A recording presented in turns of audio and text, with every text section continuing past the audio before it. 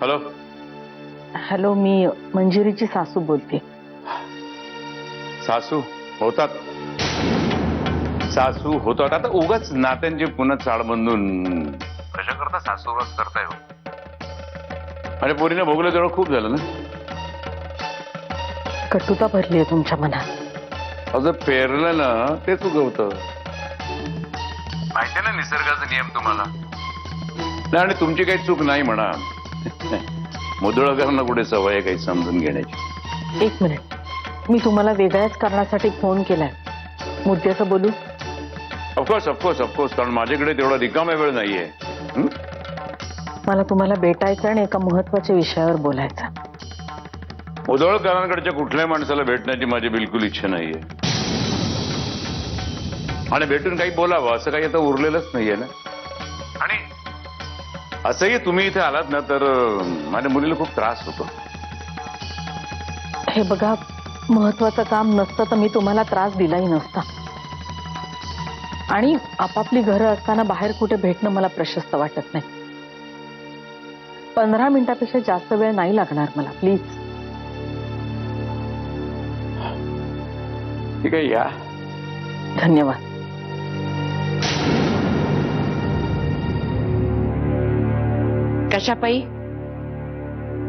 कशापायी सरनाईक साहेबांकडे जायचं? पुन्हा सौत्याचा अपमान करून घ्या या. ज्याला काही मान असतो त्याचा अपमान होतो सासूबाई. सरनाईकांच्या मनातून आपण पुरते उतरलो, कारण काही असू दे. आता मी तिथे जातीये ते फक्त प्रियासाठी, तिला काही त्रास होऊ नये म्हणून. सत्याचा संसार मी नाही टिकू शकेल. प्रियाचा सावरता येतोय का ते बघते. बाबा, कुणाचा फोन होता का? हो, म्हणजे माझ्या एका मित्राचा होता. नाही पण तसा मित्राचाही म्हणता येणार नाही, ओळखीचा होतो. आज संध्याकाळी आपल्या घरी होते. ओ, अच्छा. तो संध्याकाळी पुढे बाहेर जाणारच का? नाही. का? नाही, मग जाणार नशील तर जा. म्हणजे मला समजलं नाही. म्हणजे हा जो माणूस आपल्या घरी येणार आहे ना, हा ते हे मल्टी लेवल मार्केटिंगचे धंदे आहेत त्याचे. म्हणजे नाही का ते कोणाकोणाच्या घरी जायचं आणि आपला माल त्यांच्या गळ्यामध्ये बांधायचा आणि मग त्यांना सुद्धा ते सेल्समन होण्याचा आग्रह करतात ना ते. म्हणजे तू जर घरी असलीस ना तर मग तो तुला सुद्धा पिडेल ना उगीच. काय बाबा तुम्ही पण. हवं तर मी आत थांबेन ना.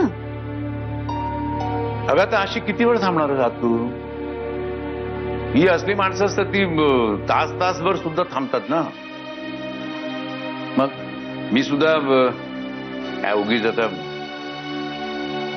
आग्रह पडला कंपल्सरी मी हे विकतचं दुकानात येतो. पूर्णाबाई, पूर्णाबाई. अहो बाबा, आता तुम्ही त्यांना कशाला हात देताय? हात दिला ती साहेब?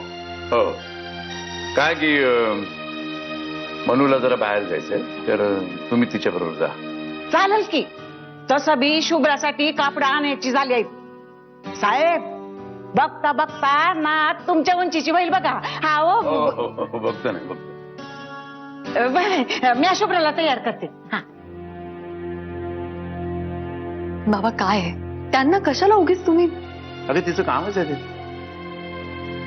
आय एम सॉरी मनू, तुला असं वाटत असेल ना की मी तुला घरावर पिटाळतो म्हणून. असं माणूस आहे ना, त्याची नजर खूप खराब आहे, वाईट आहे. आणि मला वाटत नाही की त्यांनी शुभ्राला बघावं. कदाचित शुभ्राला त्याची नजर सुद्धा लागली. बाबा प्लीज, या असल्या गोष्टींवर ना माझा अजिबात विश्वास नाही. तर माझं आहे. तू आई आहेस, मी आजोबा आहे.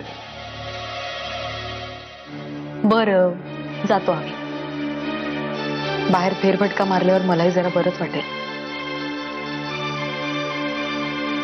आलेच मी.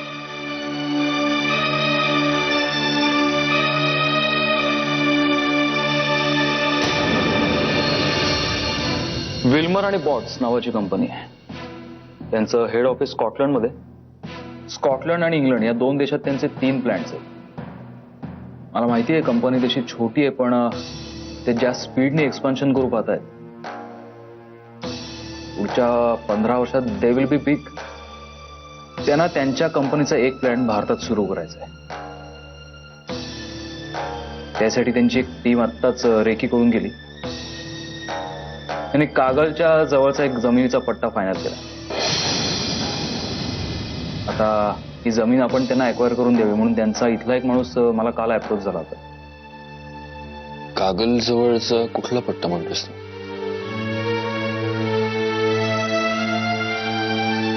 हे बघ किती जमीन.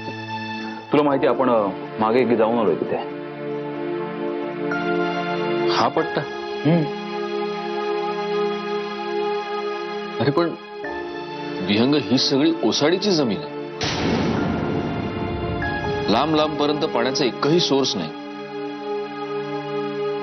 त्यांना प्लांट उभा करायचं म्हणजे तिथे बांधकाम करावं लागेल. आणि सत्यजित, मला ते सगळं माहिती आहे. अरे म्हणून तर इतकी वर्ष हा पट्टा तसाच पडू नये.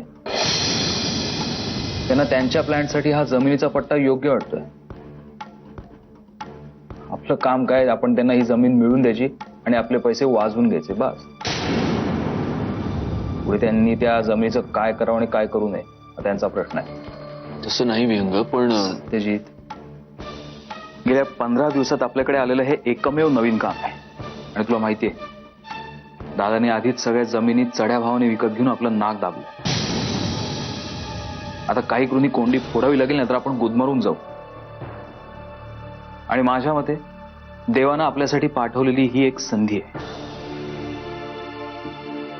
तुला खात्री आहे ही कंपनी जेन्युइन आहे? वेबसाईट बघ, मी दाखवू का? नाही म्हणजे मी बघेनच नंतर. पण विहंग, सत्यजित, मला काय वाटतंय, आपण सध्या या शंका कुशंका काढत बसण्यापेक्षा आपलं काम करावं.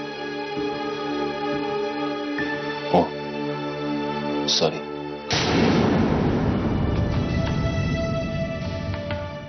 मी हे विसरून गेलो होतो की सध्या आपला बिझनेस तू चालवतोस. सत्यजित, आता उगाच बायकांसारखे टोमणे मारू नकोस.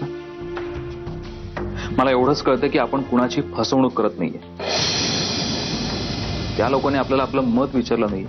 त्यांना ही जमीन हवी आहे, आपण त्यांना ती जमीन मिळवून द्यायची. सिंपल, सोपा व्यवहार आहे. आता मीटिंग ठरवण्यासाठी माझी त्यांच्या माणसांबरोबर फोनाफोनी सुरू आहे. जशी मीटिंग ठरेल तसं तुला कळवतो. ठीक आहे. आणि सत्यजित, ट्रस्ट मी, आपला फायदाच होणार आहे.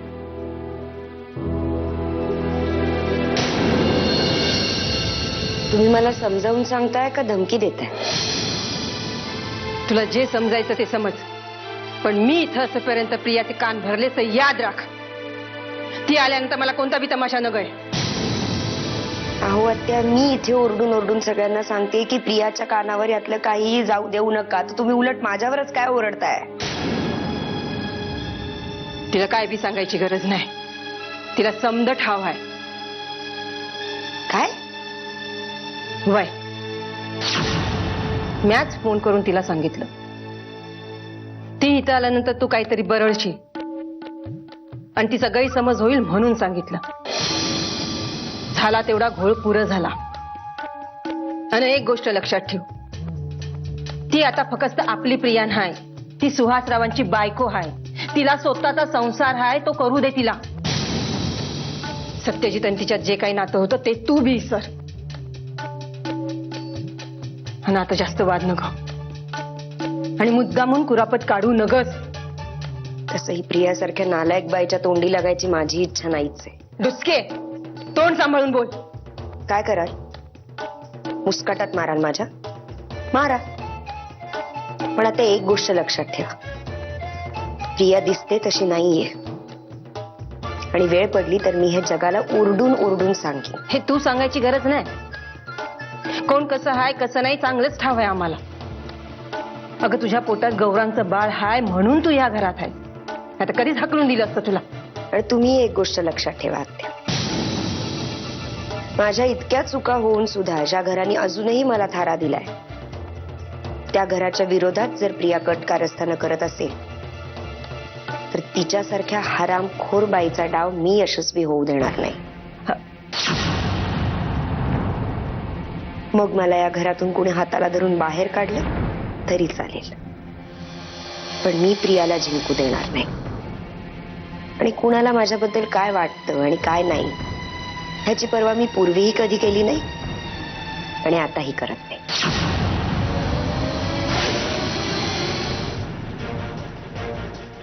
आता कुठलं नवीन डाव टाकायला येतात या?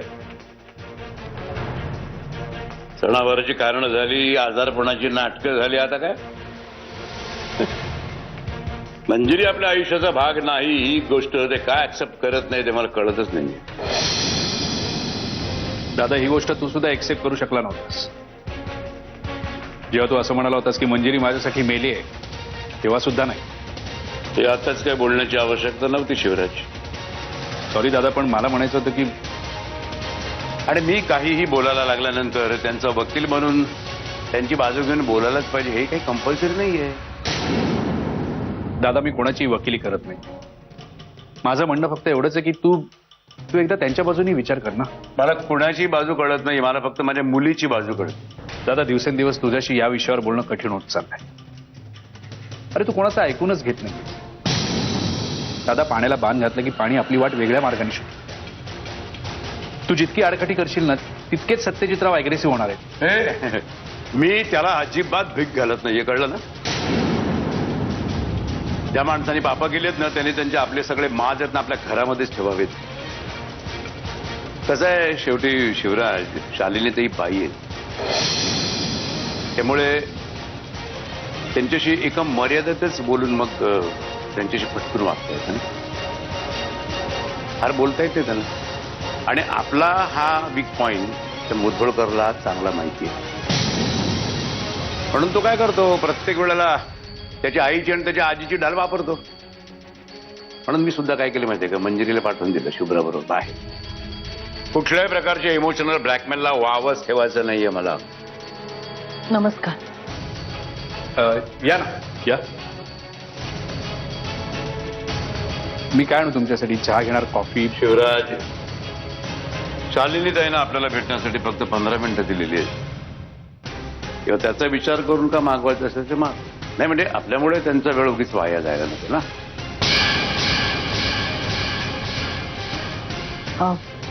मंजिरी कुठे? मी शुभ्राला भेटू का? मंजिरी शुभ्राला घेऊन बाहेर गेली. शालिनी ते तुमच्या 15 मिनिटातली 2 मिनिटं संपली.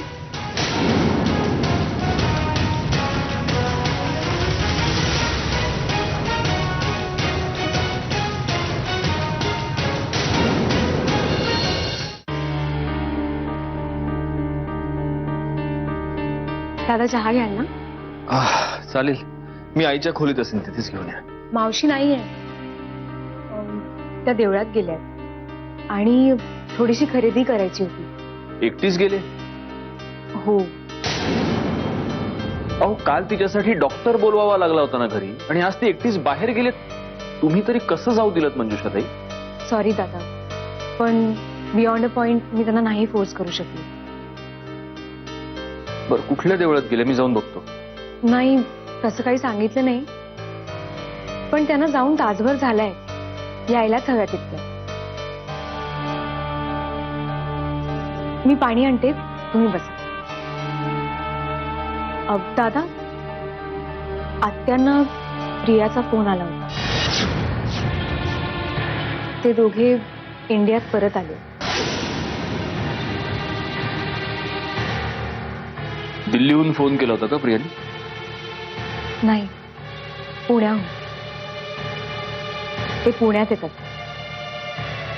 किती दिवस राहणार आहेत माहित नाही, पण परत आले. मी आले.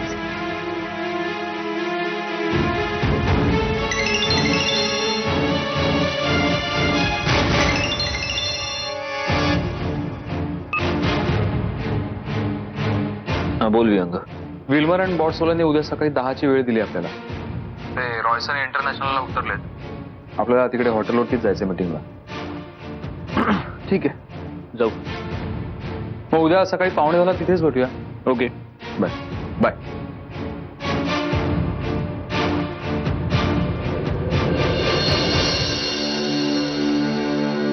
चहा होतोच. चहाचं राहू द्या, नको चहा. ऍक्च्युली मला जरा बाहेर जायचं आहे, महत्वाचं काम आहे. तुम्ही कुठे चाललाय? नाही म्हणजे मावशी आले तर काय सांगणार? तिला सांगा की महत्वाचं काम होतं म्हणून बाहेर गेलो, आणि प्लीज जेवणासाठी वाट बघू नका, मला खूप उशीर होईल जाते.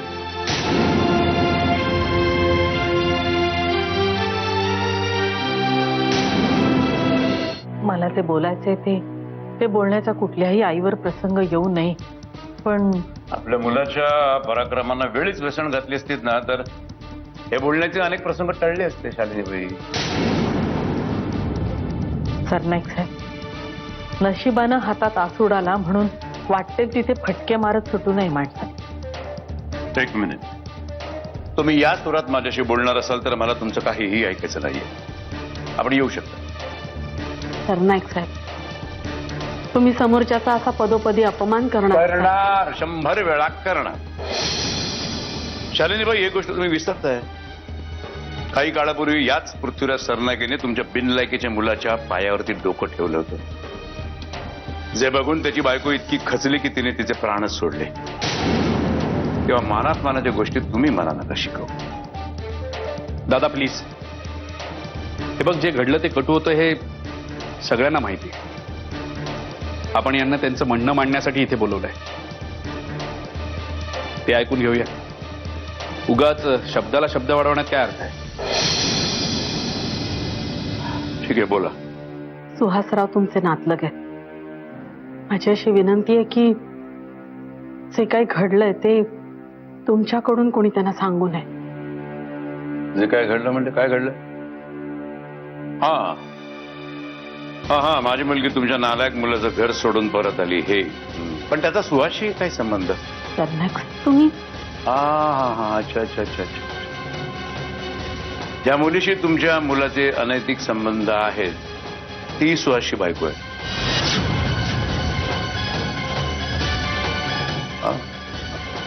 तेव्हा आपल्या पत्नीच्या लीला सुहासला कळून नये असं तुम्हाला वाटतं? कळलंच पाहिजे.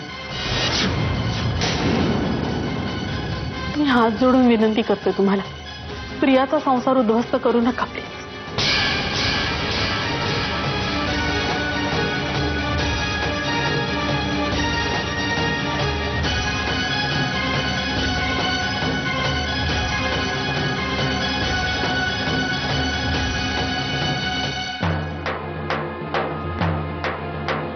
आई, तुम्ही? मंजिरी, मी एक मिनिट हा. मावशी हे घेऊन जाता? हो बाय बाय.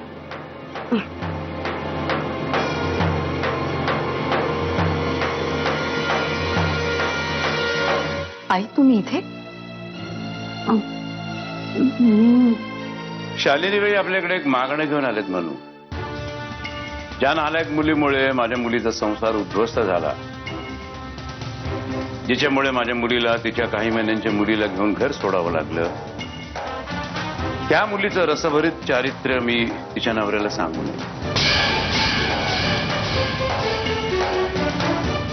शालिनीबाई, शेकडो लोकांचे बळी घेणाऱ्या अतिरेक्यांसाठी माफीची याचना करणारे महाभक्त सुद्धा आपल्या देशामध्ये आहेत. तुम्ही त्यांच्यापैकीच एक दिसता.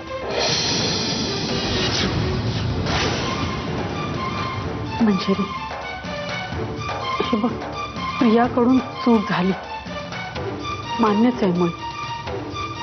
पण आता ती सुहासची पत्नी त्याची आहे, त्याच्याबरोबर नेटानं संसार करते. तिचा संसार मोडू न देणं आता तुझ्या हातात आहे.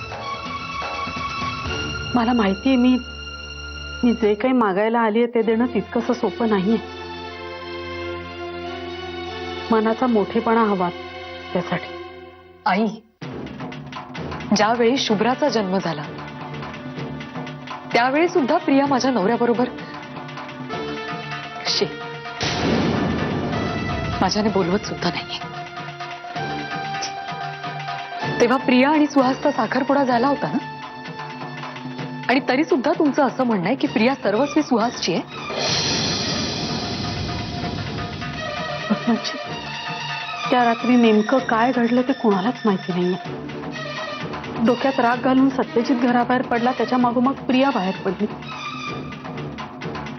आणि आम्ही तुला घेऊन हॉस्पिटलला आलो. कदाचित त्या दोघांमध्ये तसं काही शालिनी बाई, तुम्ही राजकारणात जा. या बोटावरची थुंकी त्या बोटावर किती पटकन सहजपणे करता नाही तुम्ही. त्या रात्री तर दोघांमध्ये काय घडलं माहित नाही. मी सांगतो ना. हो, त्या रात्री प्रिया तुमच्या मुलाला हिसाब नीतीमधल्या गोष्टी सांगत बसली होती, दुसरं काही नाही. हा, बस. म्हणजे पदर पसरते, पण प्रियाचं प्लीज,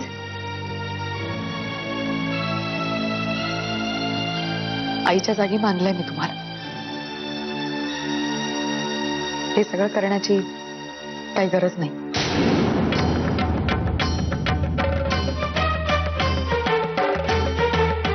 मी फक्त एवढंच सांगू शकते, आमच्याकडून स्वतःहून कुणीही सांगायला जाणार नाही. बस, यापेक्षा जास्त मी काहीच करू शकत नाही.